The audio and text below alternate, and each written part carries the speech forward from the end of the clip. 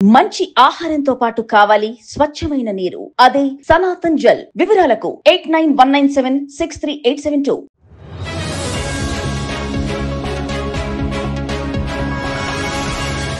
నిన్నగాక మొన్న మనం వరుస హత్యలు చూసుకుంటూ వస్తున్నాం. మనం ఆడవాళ్ళని విపరీతంగా దూషిస్తున్నారు, విపరీతంగా ట్రోల్ చేస్తున్నారు, మగవాళ్ళు భయభ్రాంతులు అవుతున్నారు. మరి ఇలాంటి విషయాలు ఎన్ని కోకొల్లలు ఉన్నాయి నా దగ్గర. నేను అందుకే మొన్న ఇంటర్వ్యూ ఇచ్చాను నేను మీకు.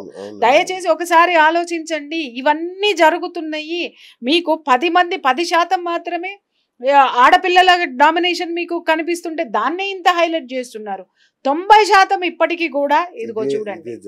ఇప్పుడు ఈ అమ్మాయి ఇంత టాలెంటెడ్ ఉన్న అమ్మాయి ఆఫ్టర్ ఆల్ ఒక వెధవతోటి పెళ్ళి అయినటువంటి వ్యక్తితోటి ఈమె రిలేషన్షిప్ లో ఉండడం అనేటటువంటిది నిజంగా ఆడపిల్లలకి కరెక్ట్ కాదు. ఒకటి.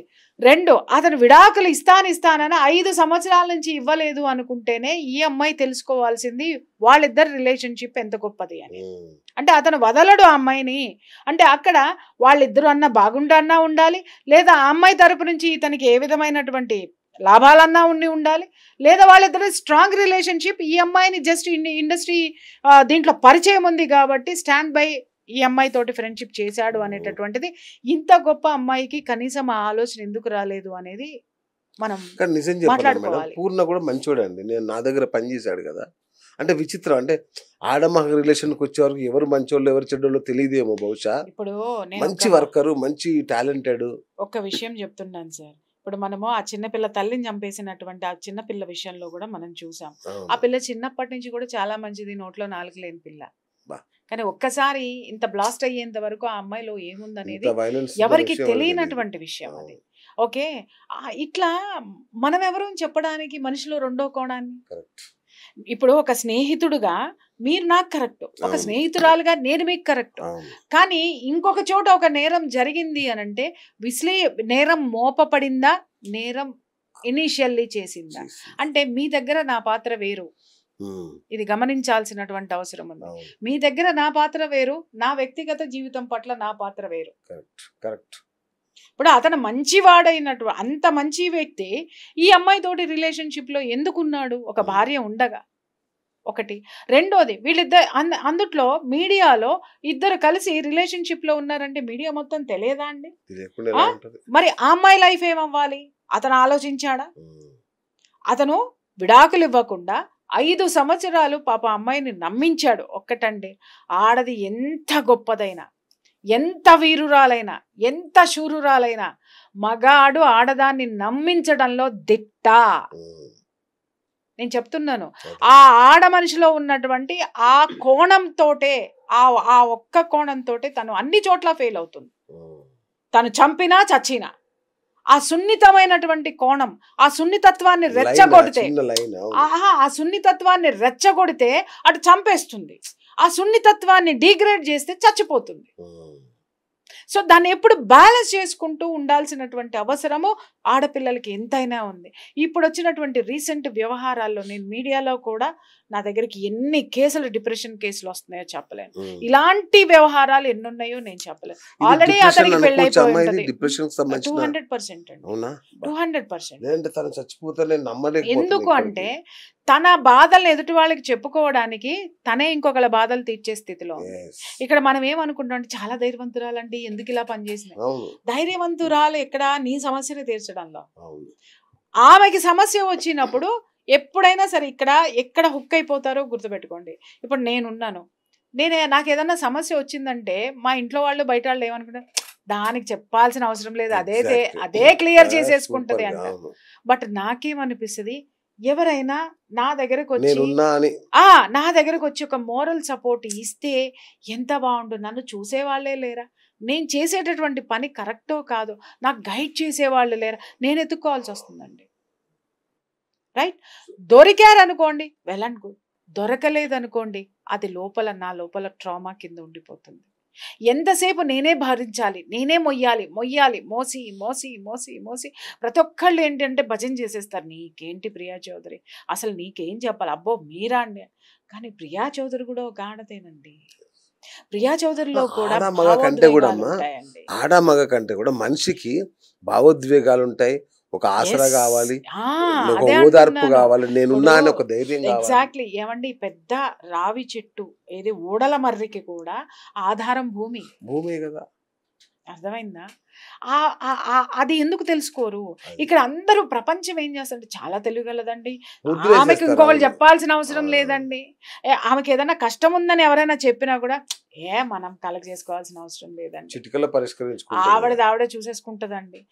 ఆవిడకేం బాధ, ఆవిడకే కష్టం వచ్చినా మేము అసలు ఆలోచించమండి, మా దాకా తేదండి, ఆవిడ చూసేసుకుంటదండి అని చెప్తారు. ఒక్కటి గుర్తుపెట్టుకోండి, తనకి తాను అంతగా చేసేసుకుని వెళ్ళిపోతుంది అంటే మీరు ఆమెకి సపోర్ట్ ఇవ్వట్లేదు, మీరు ఆమెను అర్థం చేసుకోవటం లేదు. You are not able to clear her issues, right?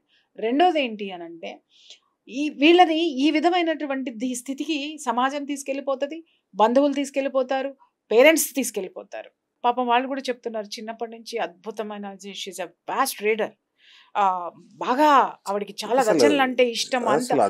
So ఆవిడ చిన్నప్పటి నుంచి గొప్పది, ఒక ముద్ర వేసేసారు. ఎవరేసారు? వాళ్ళ తల్లిదండ్రులు వేసారు. అప్పటి నుంచి తనను తాను ఏం ఫీల్ అవుతుంది?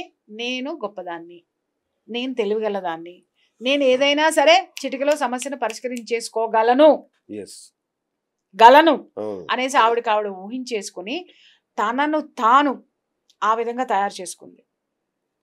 తనకి తెలియని విషయం ఏంటి అని అంటే, తను ఒక మనిషి, తను కూడా ఒక సాటి మనిషి, తనకి కూడా ఒక హెల్ప్ అవసరము, తనకి కూడా ఒక షేరింగ్ అవసరము అనేటటువంటిది అయిపోయి, మర్చిపోయి ఏ నిర్ణయమైనా నేను కరెక్ట్ నిర్ణయం తీసుకోగలను, నేను ఏం చేసినా కరెక్టే, నేను చాలా గొప్పదాన్ని, నేను చాలా తెలివిగలదాన్ని, నేను చాలా ఎడ్యుకేటెడ్ అనేటటువంటి స్థితిలో ఆవిడ పక్క వాళ్ళు చెప్పేవాళ్ళు లేక, చెప్పినా వినే మనస్తత్వం లేక ఫెయిల్యూర్స్. ఇట్లాంటి ఆడపిల్ల చావులకు పరిష్కారం ఏంటి?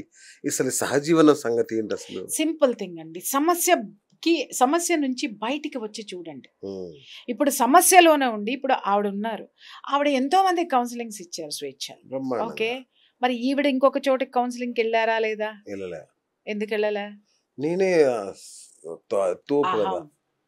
అహం, నేనెందుకు వెళ్ళాలి?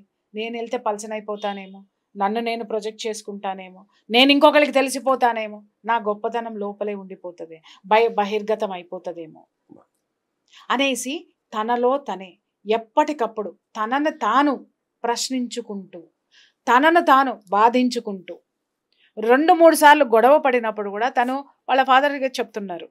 ఎవరికి చెప్పింది? వాళ్ళ పేరెంట్స్కి చెప్పింది. చెప్పినప్పుడు పేరెంట్స్ కౌన్సిలింగ్ ఇచ్చారా లేదా?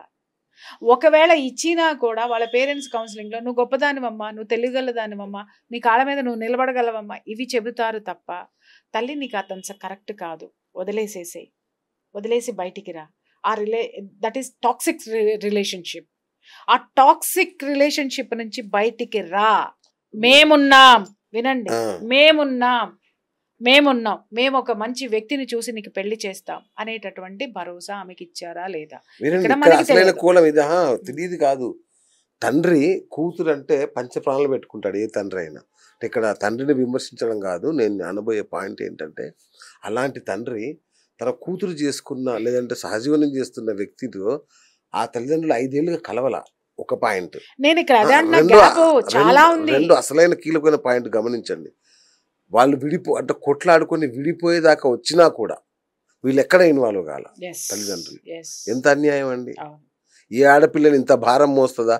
నాకంటూ ఎవరు లేరా? అమ్మాయి ఎందుకు ఇప్పుడు మీకు అర్థమైందా? పెళ్ళైనటువంటి వ్యక్తితోటి రిలేషన్షిప్ లో ఎందుకుందండి?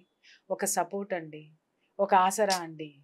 ఈ 5 సంవత్సరాలు ఆ పిల్ల ఎవరితో ఉంటుందో ముఖం కూడా తెలియదు తల్లిదండ్రులకి. అంటే మనం సమాజాన్ని, మన బిడ్డలను వదిలేసి ఎంత ఉద్ధరిస్తారండి వీళ్ళు? ఇంకా ఎవరిని ఎడ్యుకేట్ చేద్దామని ఇవాళ గొంతు చించుకుని మనం ఎంత అరిచినా ఆమెకి న్యాయం జరగాలి అని, కానీ ఆవిడ మన దగ్గర ఉన్నప్పుడు మనం ఎంత న్యాయం చేసాము ఒకసారి మనల్ని మనం ప్రశ్నించుకోవాలి. చాలా అన్యాయం అండి.